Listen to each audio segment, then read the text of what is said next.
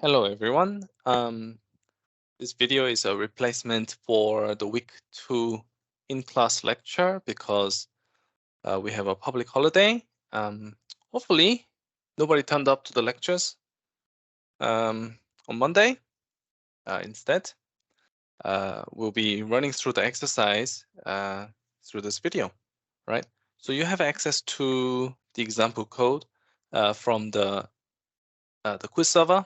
If you go to week 2, at the end of the pre-recorded lecture contents, there's the in-class lecture, there's the slides, so the ones that you're seeing on your screen right now, plus the code that will be used as well. So we'll do that. Let's make this a little bit smaller, like this. Okay.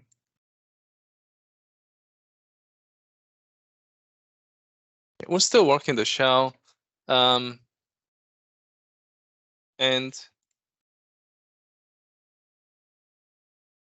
we have a scenario where we have some e-shopping mall and we have some list of items that we like to sell, right? And in order to interact with these items through a code, we have to use strings. So we have covered strings in the last week, as well as numbers like integers and floats. But today we're going to learn a little bit more about these items. So when we talk about strings, as mentioned, strings are simply a series of characters, right? And in computer, characters are represented using some sort of a code, right? You probably heard about ASCII code, Unicode, and so forth. So ASCII code is a 7-bit coding scheme. So when we talk about bits, they are binary numbers. So 0, 0, 0, 0, 0, 0, 0, all the way to 7 ones, right? And combinations of those represents different characters. Okay, Unicode is 8-bit, and we have different schemes to represent them. Okay, but we're not going to go into details for those. Instead, we'll be focusing on how we can create strings and manipulate them. Okay, so we have in slides, it's called PS5 and Borsbar name, but in the code, we just call them item 1, 2, and 3. Okay, we'll use item 3 later on. So all we're going to do is just copy that and paste it into the shell. Okay, and you should not get any error. If you do get error, do check that your quotation mark is correctly created. Okay, do remember that lowercase a is not equivalent to uppercase A in your code. Usually they are given 2 different ASCII values or Unicode values, because when you represent them on a screen, they cannot have the same code. There is no sense of lowercase or uppercase in computing. Therefore, because their visual look is different, they get 2 different codes. Okay, so the first question is, Tom wants to store the name of items. What does he need to do? Well, actually, I gave you the code in the sample code. Okay, so item 1 equals PlayStation 5 game console. Item 2 is Bose sound bar. You do notice that I used 2 different types of quotation mark, but at the end of the day, they are both strings. Question 2, Tom wants to store the name of items. Can he mix the quotation marks? Well, no. So if you mix the quotation mark as covered in the last week as well, it is looking for the matching quotation mark to finish this string, and if it doesn't find it, it thinks it's an error. All right, moving on. Tom wants to save multiple items in different lines using a single variable. What does he need to do? Well, okay, so this question is asking about, can a single variable hold the names of those items on multiple lines? Well, we can achieve that using a few different ways.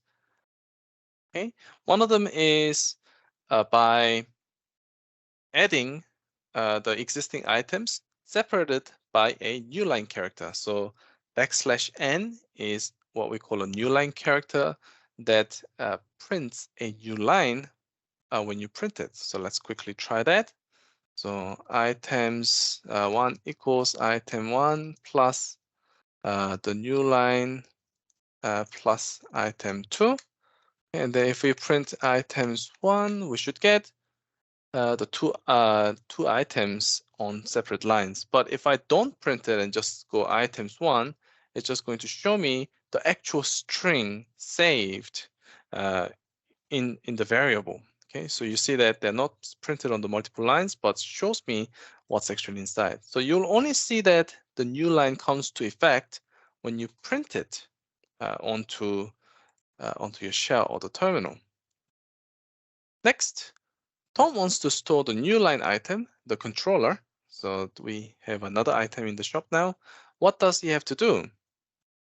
Okay, so we have talked about having quotation marks inside the name. So obviously, if we create the third item using a double quotation mark, it's going to fail, as shown here. Instead, we can use a single quotation mark or escape characters. So let's try that. Item 3 is already defined above, but we'll redefine it. Item 3 is a PS5 red special controller. Okay, so this fails, maybe a little bit too small, because the first quotation mark is matched with the second appearing double quotation mark. And now this is a string, and after that we need to expect some Python syntax code, but some letters came out which Python doesn't know, so it's complaining about this, right? So instead we can use a single quotation mark here, so that's fine. Or you can alternatively use a backslash to escape that double quotation mark is not a control quotation mark for the string, but it's actually a part of string. Okay, so that is also fine. So we can check that item 3 contains PS5 red special controller. Okay, Tom wants to print the name of an item 5 times. What can he do? Well, say if we want to print item 3 5 times, we can definitely try print item 3, item 3, item 3. Oh, too much typing, like this. It prints it 5 times, but this is not really an efficient way of doing so. And in Python, there are things that we can use to make this much simpler. For example, we can use multiply by 5. Okay, so print item 3 multiply by 5. However, if we do that, you'll notice that things like here, controller, and there's no space, PS5. So we can add item plus the space multiply by 5, then that will add the space at the end. Okay. So we can apply some sort of some operations applied to string. But when you think about number times number, then you calculate that. But when you look at this is a string times number, then it's repeating that. Tom wants to separate each word in the item names. What does he have to do? Strings also come with number of inbuilt the functions that are specific to strings. Okay, and what we call these specific functions attached to certain types of objects like strings is method. Okay, so string has its own methods, and one of the methods that we can use to achieve this is called split. Okay, so let's do that. Words 1 equals item 1 dot split. Okay, so and then we check words 1. So it has created what we call a list. We'll look at this later. But it contains now PlayStation, and then 5, and then game and console as 4 different strings. Okay, and this is equivalent to having split by a space. So if we do that and check what's the content of the words 1, it's still the same, right? So by default, when you call a split without a input parameter to it, then it's going to use the space. And what that means is in the string, it's going to find all appearances of the space and split the string where it finds them. Okay, so this means we don't have to separate them by space. We can also cut them with a different letter. For example, looks like A comes out a few times if we do that. And if we check the content of words 1, now you see that PL and then A was here. That's where the string got split. Place ST and then A also appears here. It got split here. And then TION space 5 space G. So space is no longer the ones that are disappearing from the string, but A is. Okay. And you can make, you don't have to work with just a single letter. You can use multiple characters as well. So here, what's a good one?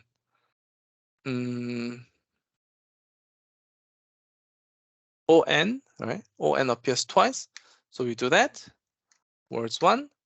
So now we have PlayStation, and then ON was here, that got removed, and then space 5 gaming core, and then ON was here for the console, and then that disappeared, and then we have a soul, right? So this is how we can use the string method split. It doesn't have to be a single character, it can be multiple characters. And if you don't provide an input, then by default, it's going to split by a space. Okay, so next we have defined some costs. So the values are there, which we also have discounted values here. Copy and paste. Right, so now we have those discount values. So question, random discounts are given to items as shown above. How can we prepare a template to print this? Well, here is a possible template that prints the discounted price. For example, let's just store it here. Okay, copy and paste.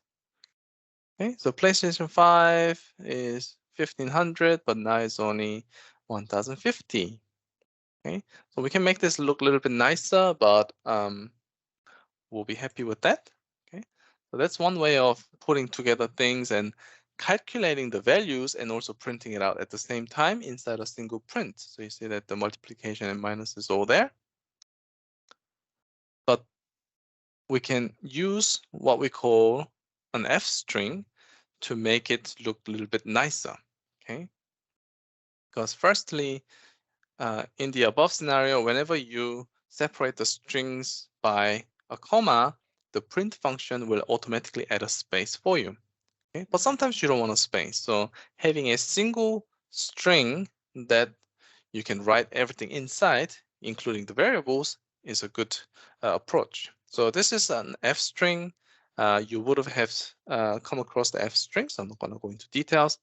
Okay, but we can include the variables inside like this. Okay, so copy that and paste. Okay, and then we achieve the same outcomes.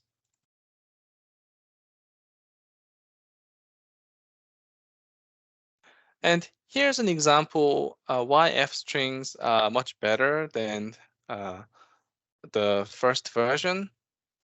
Well, when the value of the discount changes and you want to format the numbers or the way the string is presented nicely, f-string has a lot more flexibility in terms of how you can represent that. Okay, so by adding a point to f, indicating it's a floating value with the 2 decimal places, we can remove the decimal places unlike the above. Okay, moving on.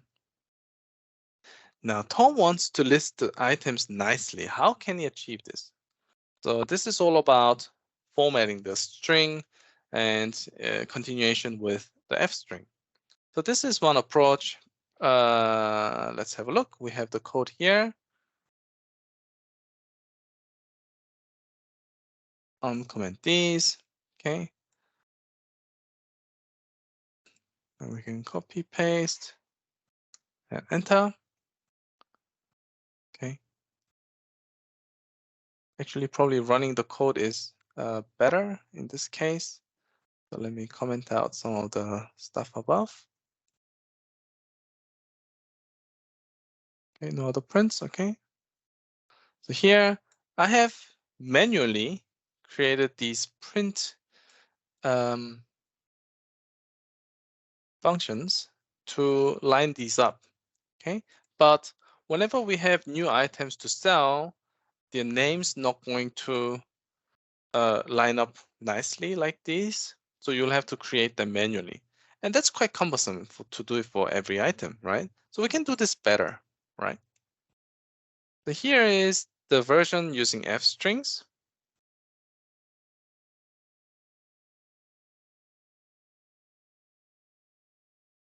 Okay, which is just below here. Okay, instead of this, comment that out and execute. Okay, so technically we get the same output, but the code looks significantly different. So I don't have to create the spaces manually by myself, and it looks much simpler to do this. And later when we learn about the loops, you see that this can be replaced with a loop and look much more neater in the code. Okay, so what is it doing? Well, basically it's saying that reserve 30 spaces for this item.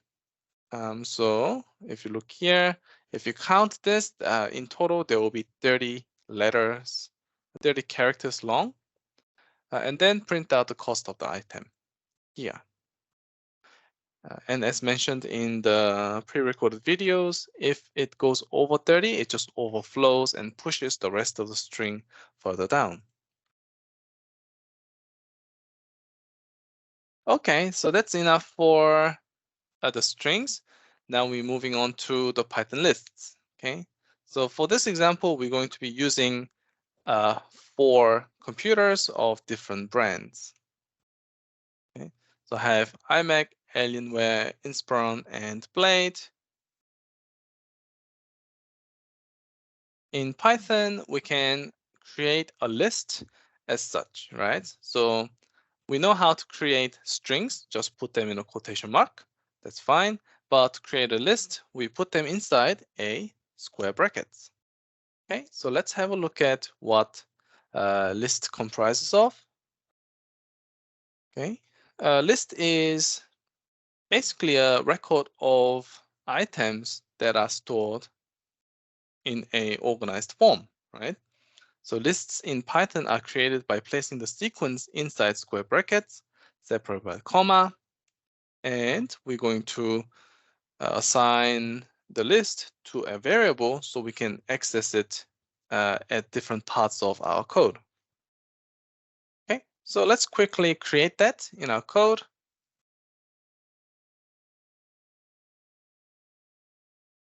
We have it here. Copy and back to my shell. Paste. Oops. Paste. Yes, now we created a list containing 4 computer brands names. Okay. We can also print like, oops, close the bracket, and it's gonna show us the same thing. Okay. So that's the very basics of it. And of course, one of the first thing we're interested in is how many items are in there. Well, to find that out, we're going to use a built-in function called len. Okay, so len myComp equals 4. Okay, so len is a short for a length function. So it counts how many items there are in a given iterable object, and list is one of them. Okay. Interestingly, len can be used with strings too, A, B, C, D, E, F, G, all right? And basically it just counts the number of letters inside the string.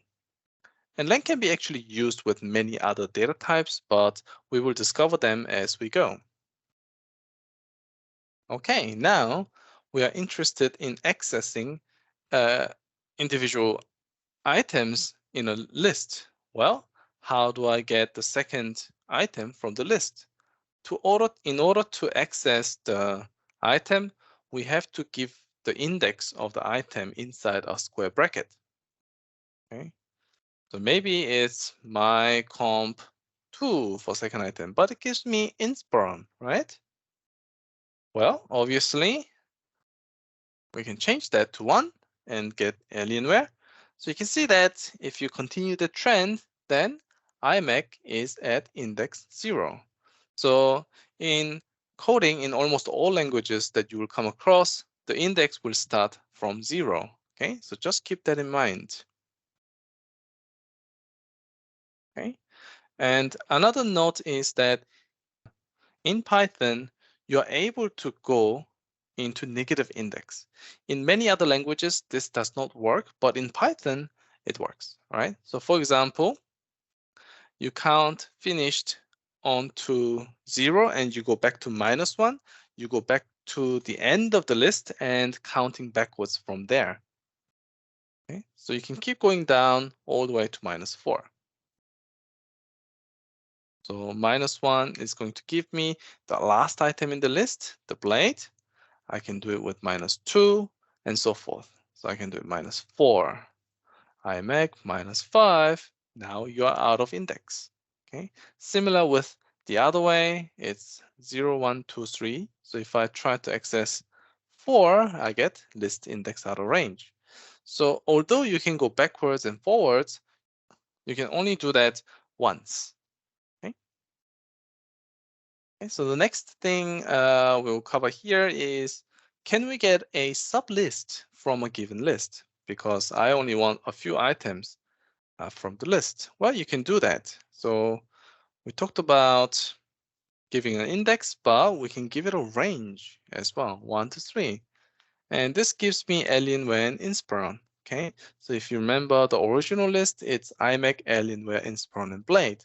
So what does range 1 to 3 mean in terms of slicing the list? Well, if you look at the index of Alienware, 0 and 1, so it starts from 1, so 1 is included, and then 2 and 3. So we went to the range 3, but Blade is not inside my list slice. That means the range goes from where the index you start from, including, and goes to where the index you have listed as the second number, but excluding. Okay, so that's just an example that we just went through.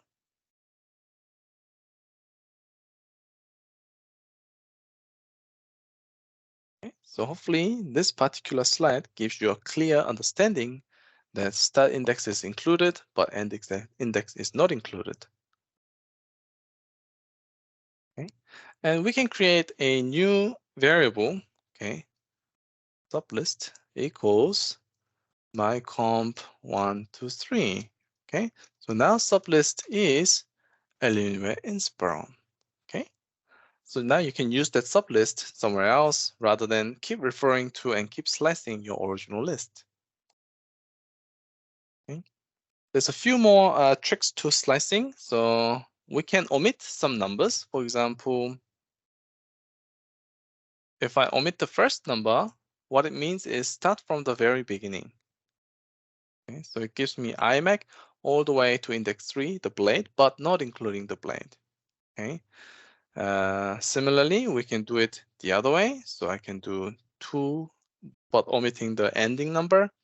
If I do that, I get the inspiron and blade. So I start from index 2. So index 2 is inspiron. And if I omit the second number, it means just get me the rest of the items. Okay. Now I have a new computer, MacBook. How do I add that? Well, list comes with a method called append. So what append does is add it at the end of the list. So we can try that. My comp.append, oops, MacBook. Okay, so if I check the my comp again, now the MacBook has been included in the list.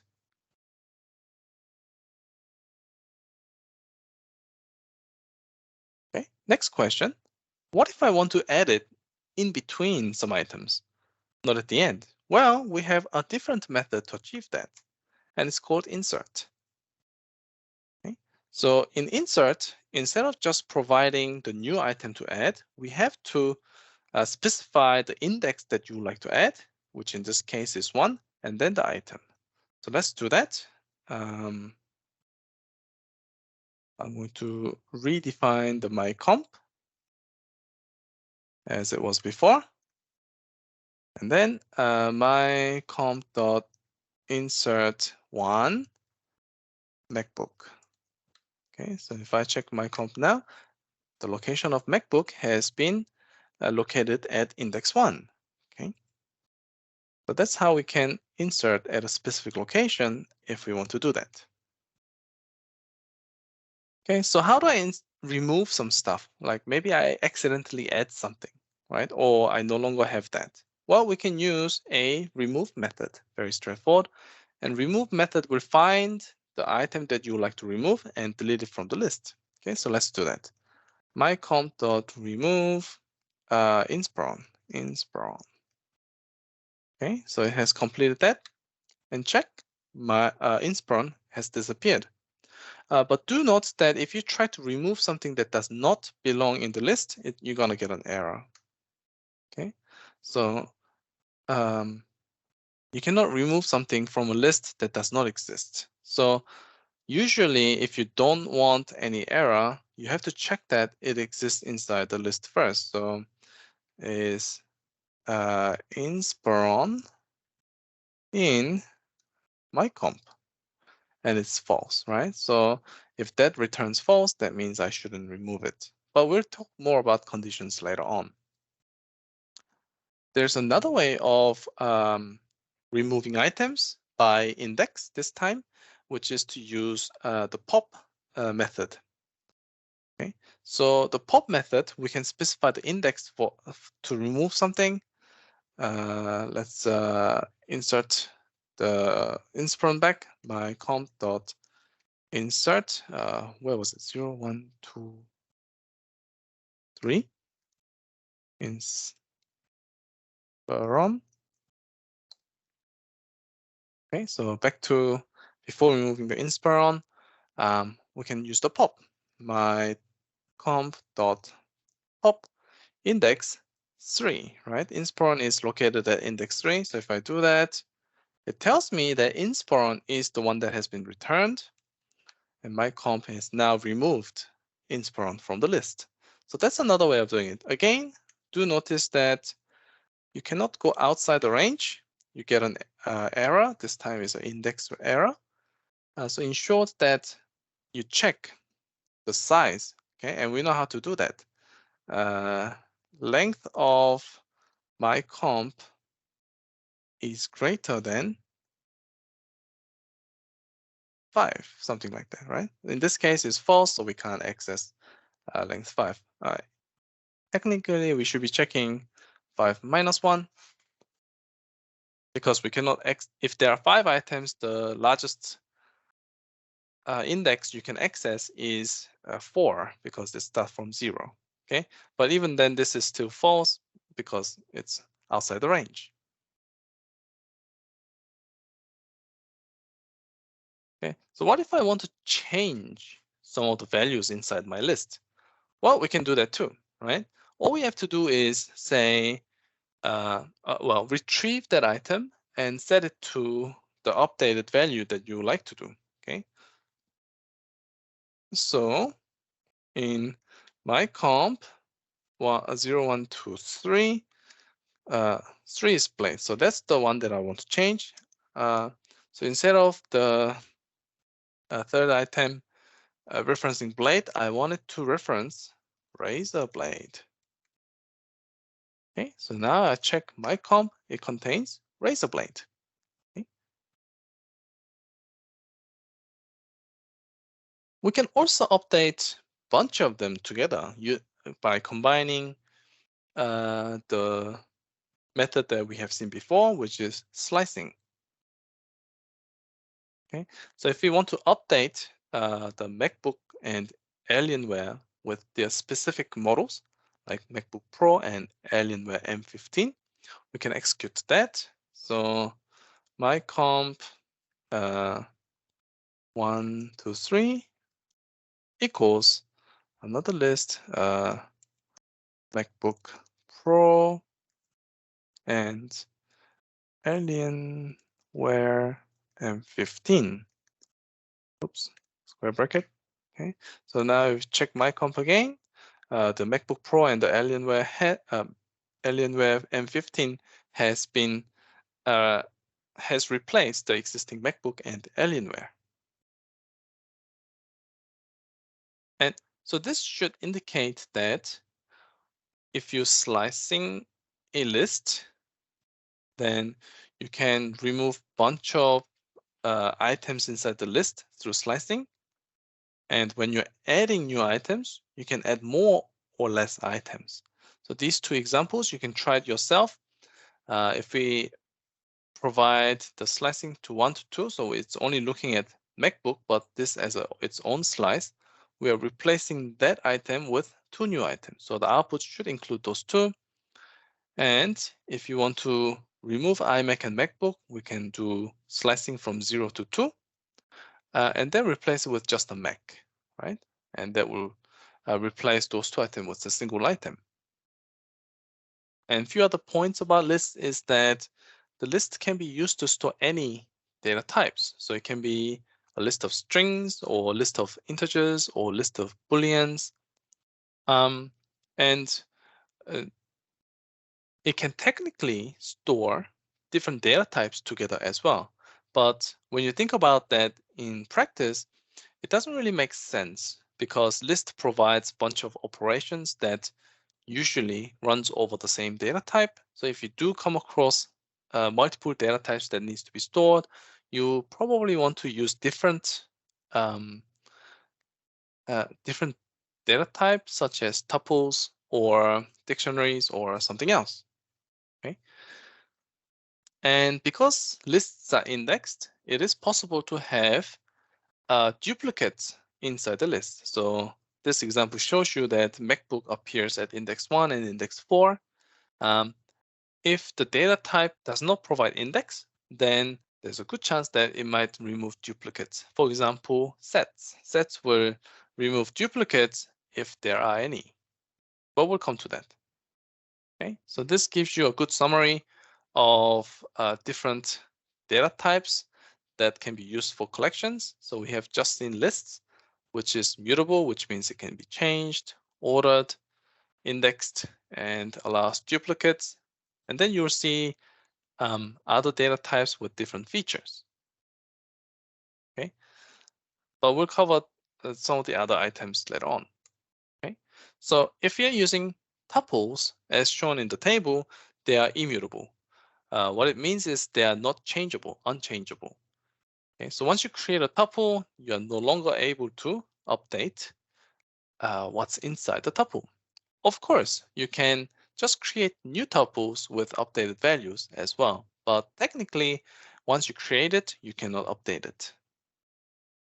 Tuples are also indexed, so tuples you can also have duplicates. Okay, but they're really similar to lists, so I will not cover in detail. Okay, And tuples also have similar access. So we can use the len to count the number of items in the tuple. We can use the indexing using the square brackets to access individual items in the tuple. And we can also slice them, just like how we slice the lists. Okay? But do note that tuple is unchangeable. That means there's no way to modify tuple as is. Okay?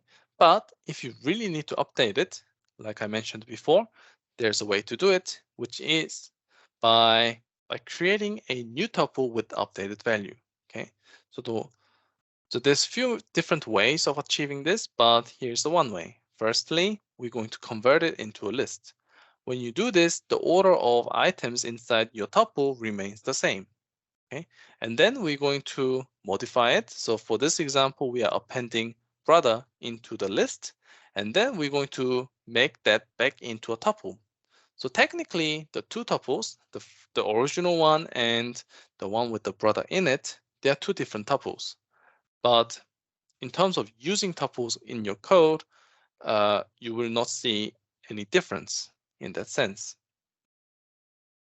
But yeah, so as noted below, if you have to do something like this, then you might not be needing to use tuples at all. Okay, so the next item is the for loops. And for loops are good at iterating through items and applying the code that you specify over a different set of items. Okay, so here's an example of students as a list of strings, and for loop for x in students, it just prints x. Okay, so let's have a look at its mechanism. Okay, before we go along, do note that for loops can be used with any iterable objects. So list is an iterable object, so we can do that. Tuples are also iterable objects, so we can use tuples in with the for loops as well. There is a specific function called range that we often use with for loops to specify a specific number of loops that we want to run. Okay, so range returns a sequence of numbers. Technically, it returns a range object, but for simplicity, you can think of it as a sequence of numbers. And so it makes it really easy to use the for loops using the range. Okay, so we are going to write that in our shell for x in range 4 spaces, print x. Okay, so the code that is indented inside the for loop belongs to the for loop. If you unindent it, it is outside the for loop. Remember that? Okay, so it prints 0 up to 3. So range is quite similar, but if you only give a single number, then by default, it will start with number 0. And then it will go up to the number, but not including. Okay. Okay. So we'll run the second example now with two values for x in range 1, 4, print x. This time it prints only 1, 2, and 3 because we have specified two numbers. And when there are two numbers, then the first number is regarded as the starting number, and the second number is regarded as the ending number. And similar to the list slicing, the first number you give is inclusive, whereas the ending number is not exclusive. Okay. And the last example here is the increment number. Okay, the default value is 1. So if you don't give the third number, then by default, the number increases by 1. But if you do give the increment number, then that's how much it's going to increase by every time it runs through the loop. Okay, so for, let's do it 10 and 2. Okay, so here you can see that it starts from 1, and the next number is 3 because it has increased by 2, and then 5 and 7 and 9. Okay, the next increment is 11, but 11 is bigger than 10, right? Because the last number it should do is 9. Okay, therefore it finished. But we can check what is the value of x, because after we finish, the variable x has been created and it still holds the number. So you see that after 9, it has finished and does not print 11. So when you do create new variables in the for loop, so for x in range, so that's creating a variable x that runs over the given range, that variable will still be accessible in your code. Okay, so sometimes you might find that useful.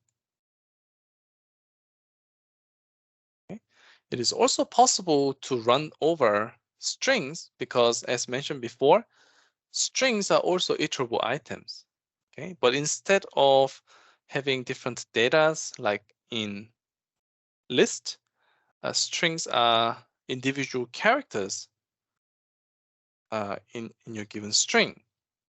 Okay, so let's run through a couple of these examples. I think I had the code here. Oh, no. For x in banana, print x. Okay, so it prints each letter by itself. Of course, you can create fruits by fruit equals banana. And then for x in my fruits, slicing.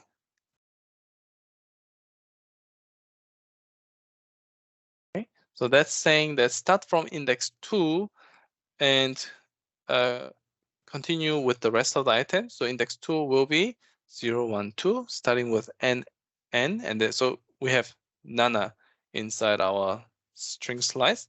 So it should print nana output here.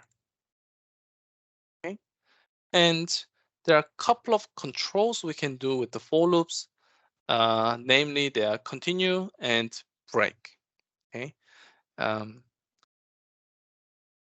But when you actually have to write code, it is advisable that you do not use continue or break, because by adding them, you are adding the complexity of the code because they no longer follow the sequence which the Python is built to do. So it can make things very unclear what is happening. Nevertheless, you should still understand what they do. I think I commented out everything. Okay, so let's run this. Okay, the first example is continue. When the code come across continue, it's going to go back to the beginning of the for loop and then work on with the next letter or the next item that's given. Okay, so in this instance, there's a condition if letter is equivalent, if letter is equal to H, then we continue. Okay, and then there is a print function right underneath the if.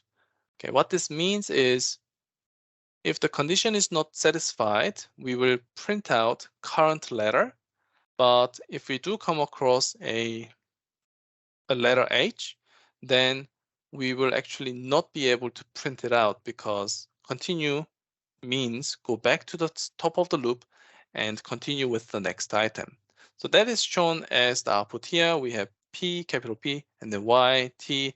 H should have been here, but because we have set the condition to be continue, it skips that. Okay, so it skips anything that's underneath here. We go straight back to the top and then move on to the next item, which was O, and then N, and then finish. Okay, okay, so we're going to change this to break. Okay, and then we run that. This time we only have PYT. Okay, so what does the break do in here? Well, you can see that when it got to the letter H, that's when the break gets executed. And when break gets executed, the current running loop gets terminated. Okay, so whatever you're doing inside the loop, if you come across break, you will finish the break. Okay. Okay, so I can add some couple of prints here before. Okay, and after. Okay, so the break does not finish your program, but only terminates your loop. Okay, so by that definition, we should be able to see the before and after printed at the beginning and at the end. So here it is, before and after. So what this means is if you break out of the for loop, you will still continue with the rest of the code. Okay, but by introducing break and continue, you are introducing some behaviors that you may not be expecting and very difficult to decode. Okay, so it is best try not to use them if you don't have to. So that's it for this alternative in-class lecture video. Hopefully you are getting more practices by following through the examples shown, as well as doing the labs to get as much experience, to get as much exercises as possible. Okay, so that's it. I will see you in the next in class in week 3. Okay, bye.